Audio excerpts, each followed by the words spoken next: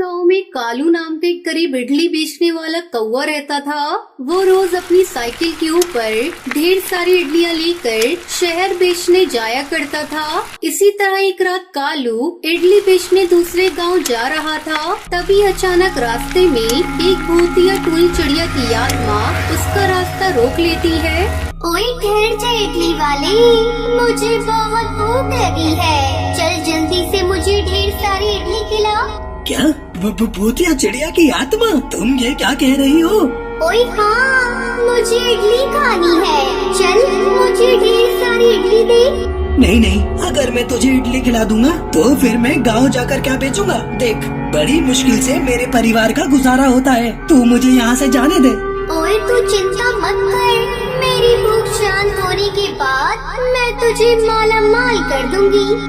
अरे तू तो एक भूतिया चिड़िया की आत्मा है, तू मुझे कैसे माला माल करेगी? तेरे पास पैसे कहाँ से आएंगे? तभी अचानक भूतिया टूनी चिड़िया की आत्मा के गले में एक सोने की चैन प्रकट हो जाती है। उसकी चमक देख कालू खुश हो जाता है। अरे ये क्या, लगता है ये कोई जादुई भूतिया चिड़िया की आत्मा है। उसके बाद कालू इडली निकालकर भूतिया चिड़िया की आत्मा को खिलाने लगता है। देखते ही देखते वो बहुत सारी इडलियां खा लेती है।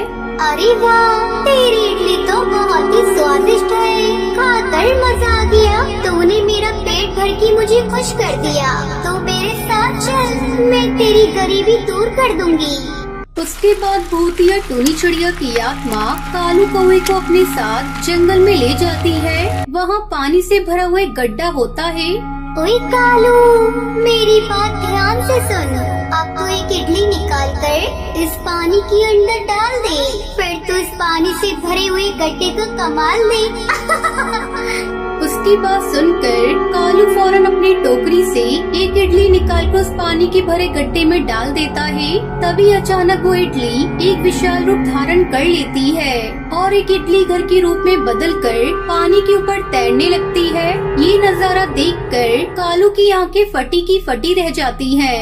अरे बाप, मेरी इडली तो एक बड़े घर में बदल गई। आखिर ये चमत्कार कैसे हो गया? ओए कालू, मैं एक जादुई भूतिया चिड़िया की आत्मा हूँ। मैं इसी तरह गरीब पक्षियों की परीक्षा लेकर उनकी मदद किया करती हूँ। तू मेरी परीक्षा में पास हो गया, इसलिए मैंने तुझे इनाम के तौर पर ये जादुई इडली का घर दिया है। इस घर के अंदर ढेर सारी दौलत मिलेगी।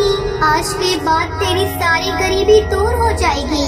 लेकिन एक बात का ध्यान रखना, इस घर के अंदर से तुझे जो भी दौलत मिलेगी उसे तू गरीबों की मदद में खर्च करना, और साथ ही जिंदगी में कभी लालच मत करना। समझ गया ना? हाँ भूतिया चिड़िया की आत्मा, मैं तुम्हारी बात समझ गया। उसके बाद कालू इडली घर का दरवाजा खोलकर अंदर चला जाता है। फिर अगले ही पल वो घर हवा में उड़ता हुआ कालू को उसके गांव में पहुंचा देता है।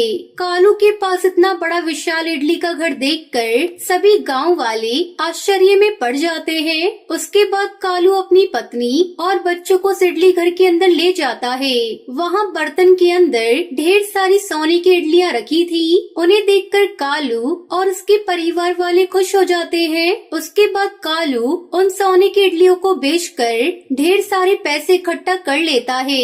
इस तरह कालू बहुत अमीर बन जाता है। तभी एक दिन एक विशाल जिगरबाज वहाँ आ जाता है और उस इडली घर को देखकर कहता है, अयो, इतनी बड़ी इडली तो मैंने आज तक नहीं देखी। अरे वाह, अब इस इडली को खाकर मैं अपनी भूख मिटाऊंगा। तभी टुनटुनी खिड़की से झांककर कहती है, नहीं नहीं जिगरबाज, तुम इस इडली के घर को मत खाना।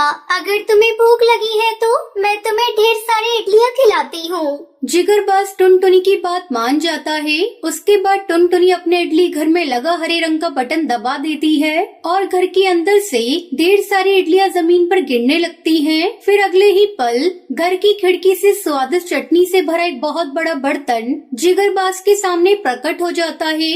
उसके बाद जिगरबाज चटनी में इडली डुबोकर खाने लगता है। इस तरह जिगरबाज की भूख शांत हो जाती है और वो चुपचाप अपनी गुफा में लौट जाता है और कालू अपने परिवार के साथ खुशी खुशी उस इडली के घर में रहने लगता है।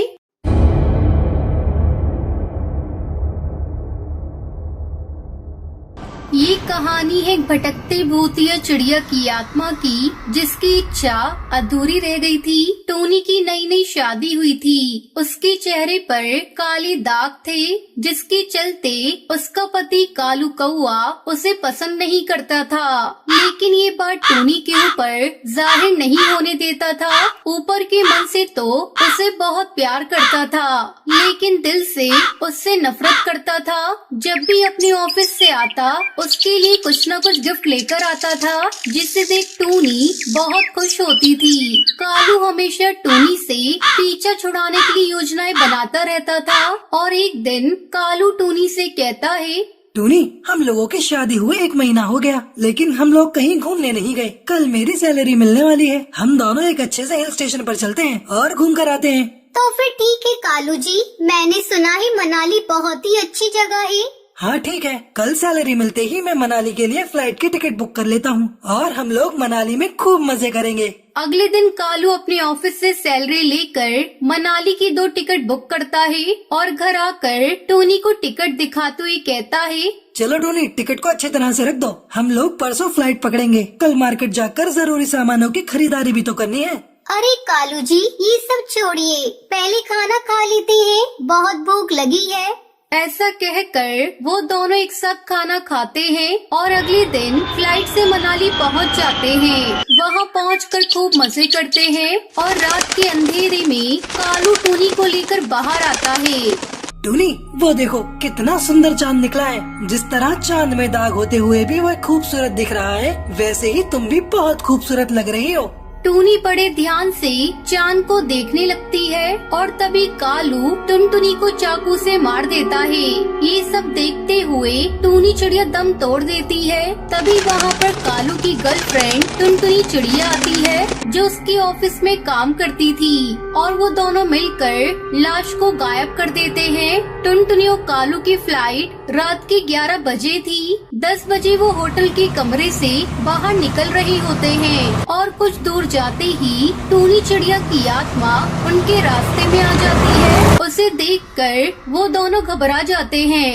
कालू जी, मैं तुमसे बहुत प्यार करती थी और तुम मुझे छोड़कर नहीं जा सकते।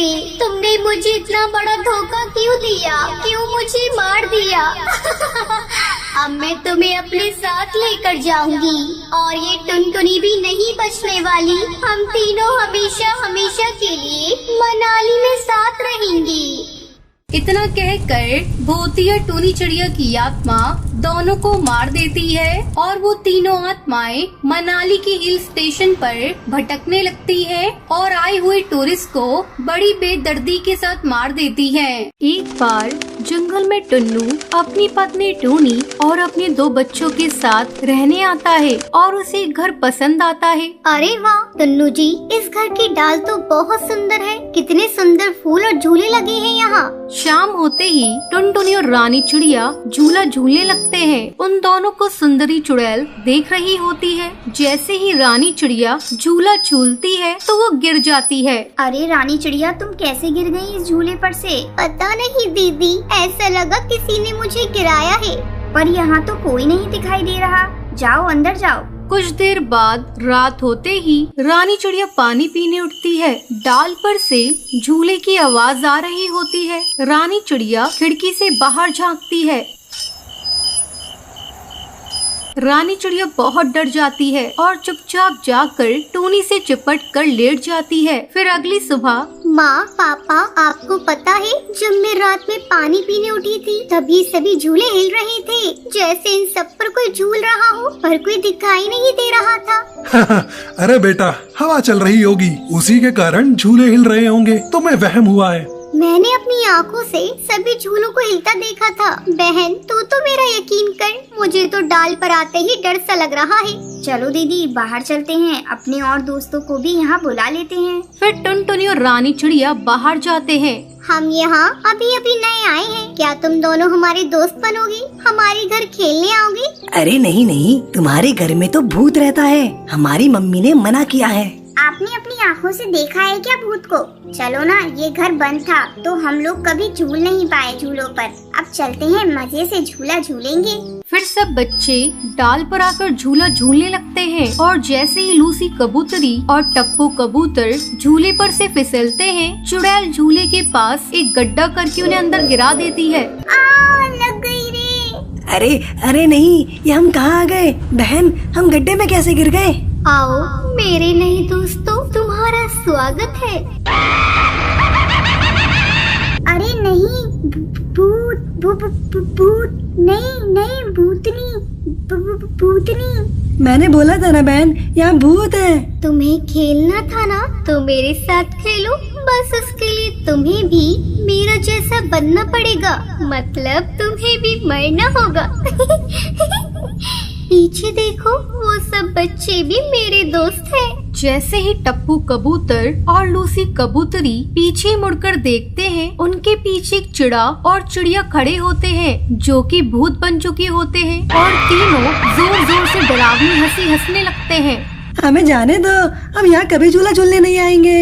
नहीं, डरो मत, मरने के बाद तुम भी हमारे साथ रात में खेलना। हम रोज रात डाल पर खूब झूला झूलते हैं और खेलते हैं। मम्मी, मुझे बहुत डर लग रहा है, मुझे बचा लो। वहीं दूसरी ओर वो दोनों रानी चिड़िया और टुनटुनी को कहीं नहीं मिलते, तो वो दोनों उनके घर जाती हैं। अरे तुम दोनों का दिमाग खराब है, जो तुम मेरे बच्चों को अपने घर ले गए। उस घर की डाल पर भूत है, चलो जल्दी। बबली कबूतरी उड़ते हुए टुन्नू के घर आती है। अरे टूनी बहन, ये तुमने क्यों किया? तुमने ये घर क्यों खरीदा? ये घर चुड़ैल का है, यहाँ एक बच्ची की आत्मा का वास है। ये क्या कह रही है? अब ऐसा थोड़ी होता है। मेरे दोनों बच्चे गायब हैं, आपकी डाल पर खेल रहे थे। जल्दी चलो डाल पर। हो सकता है वो सभी इसी गड्ढे में गिर गए हो। हे भगवान, जिस बात का डर था वही हुआ। मेरे बच्चे इसी में हैं। उस सुंदरी चुड़ैल ने मेरे बच्चों को अंदर गिराया है और अब वो उन्हें भी मार देगी। आंटी आप डरो नहीं, मैं अभी इसमें जाकर अपने दोस्तों को बचा कर ले आऊंगी। अरे 1.5 फुटिया, तू क्या करेगी? वो चुड़ैल है, वो जंगल के कई बच्चों को पहले ही खा गई है। अब क्या होगा? हे भगवान। बबली कबूतरी की रोने की आवाज सुनकर उसका पति बंटी कबूतर भी वहाँ आ जाता है। अरे क्या हुआ बबली कबूतरी, क्यों रो रही हो? बबली कबूतरी उसे सारी बात बताती है। अरे ये नास मिटा कड़कनाथ सरपंच नहीं सुधरने वाला। अब भी इसने अपने फायदे के लिए ये घर इनको बेच दिया। इसमें इनकी भी क्या गलती आपको नहीं पता, लेकिन ये चुड़ैल उसी कड़कनाथ की बेटी थी और पढ़ने में कमजोर थी। फेल हो जाने पर उस कड़कनाथ ने अपनी बेटी को मारकर इस पेड़ के नीचे दबा दिया था। आप नए नए थे, ये घर आपको बेच दिया इसने और अब खुद जंगल से भाग गया होगा। पापा, मैं चुड़ैल से दोस्ती करके सब ठीक कर दूंगी, मुझे अंदर जाने दो। रानी चिड़िया और टुनटुनी के जिद करने पर टुन्नू मान जाता है। हाँ ठीक है, लेकिन मैं भी चलूंगा तुम्हारे साथ। फिर सब गड्ढे में जाते हैं तो सुंदरी चुड़ैल को देखकर उनकी आंखें फटी की फटी रह जाती हैं। अरे वाह, तुम सभी आ गए मेरे हाथों से बनने। हाँ, हम दोनों बहन भी तुम्हारी दोस्त बनना चाहते हैं। मुझे पता है तुम्हारे पापा ने तुम्हें स्कूल में फेल हो जाने की वजह से मार डाला। तुम्हारे साथ तो बहुत बुरा हुआ। क्या तुम मेरी दोस्त बनोगी? हाँ, क्यों नहीं, तुम भी बहुत अच्छी हो। लेकिन ये तुम्हारे हाथ में क्या है? चुड़ैल दीदी, ये हमारी दोस्ती की शुरुआत है। आपके लिए शरबत है, गिफ्ट समझ लो। क्या? लाओ दो, पीती हूँ। ये तो बहुत स्वादिष्ट लगता है। जैसे ही चुड़ैल उसे पीती है तो जलने लगती है। अरे मर गई, क्या पिला दिया तुम दोनों ने?